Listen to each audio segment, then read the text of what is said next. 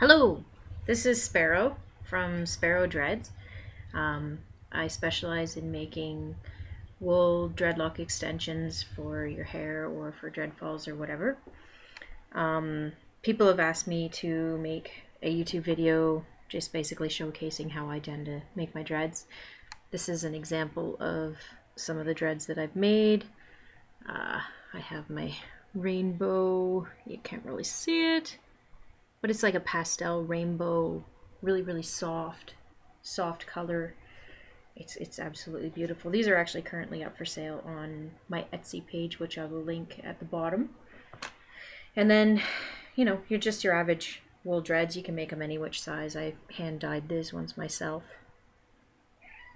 But I have a lady who is trying to make wool dreads for the first time for herself, and my cat is meowing.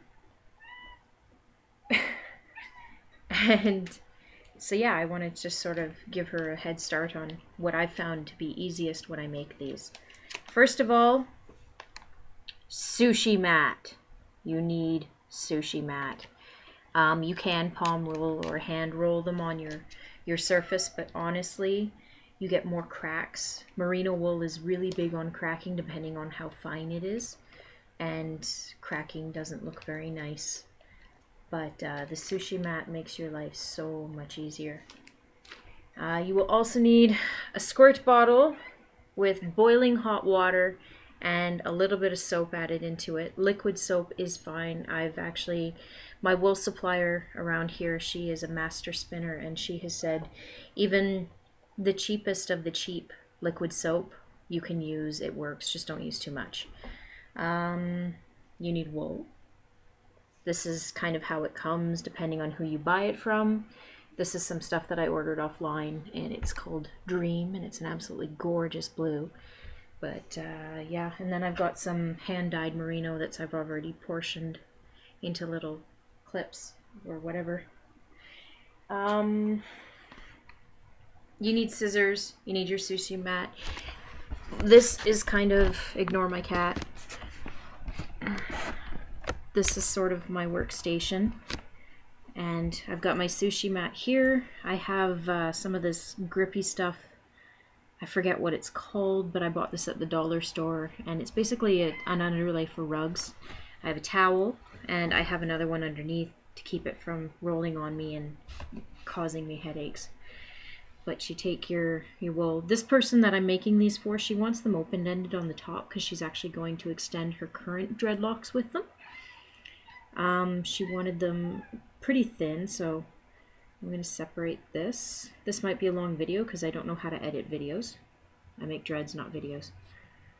But yeah, I tend to like to separate them into threes. When you're hand rolling them, they don't poof out as much. I know some people throw them in the washing machine. Sometimes to create different effects, I will throw them in the washing machine. Honestly, before you get into doing that, just experiment with a whole bunch of wool to see how well it goes.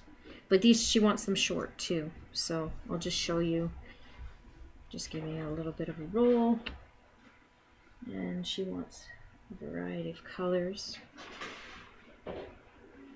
If you hear a weird like a weird scooping sound, my dog got fixed a couple days ago, and she has a cone on her head, and she's very depressed about it. So she's kind of nuts. But see, I just pulled that apart, and I'm going to add this because I want to create something pretty. So I want it to sort of swoop out, and I will mostly just roll like so.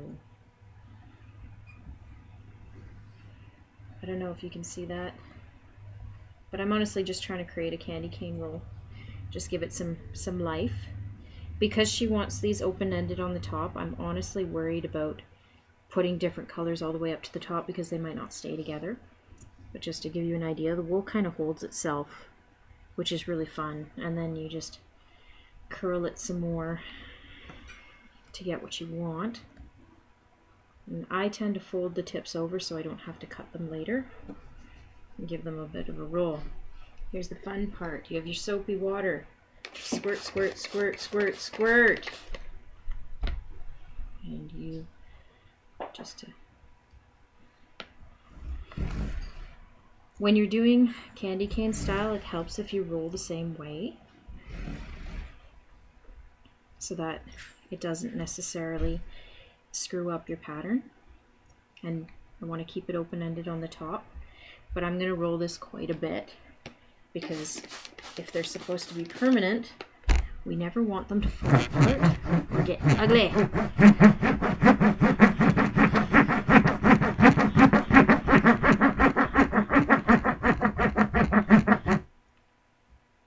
Now when I'm making these for like long ones, I'll roll a couple times at the beginning, I'll move down the dread, roll some more, and go back over it. And I go back over it probably about till I'm happy.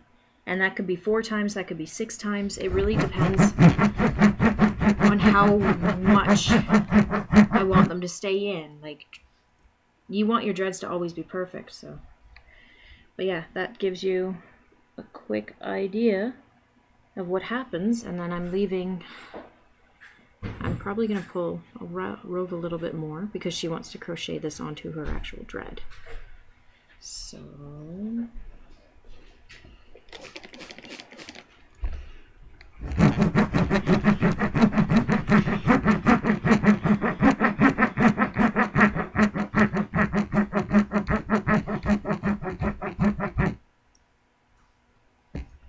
and then again, back over it. See what I mean? That the sushi mat makes your life so much easier.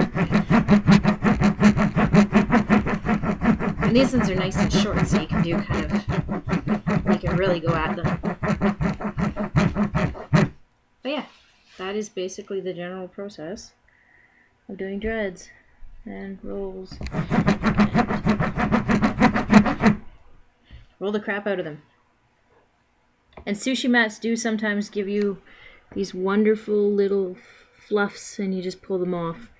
You know you're done when you can't pull the dread apart no matter how hard you try and it still stays in its shape. That's when you know your dread is felted really well.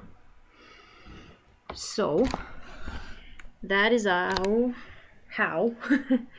I make my dreads, and I do a lot more than just that. And honestly, I don't want to give out all of my secrets because I like making my dreads special. But I have an Etsy shop under Sparrow Dreads, and I usually have pre-mades up for sale. You can also order custom stuff from me. And I'm in Canada.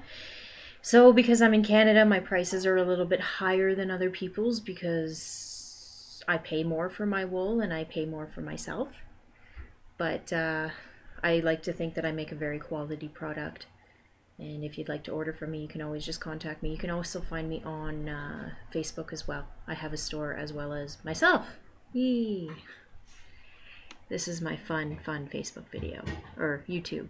But yeah, that's it.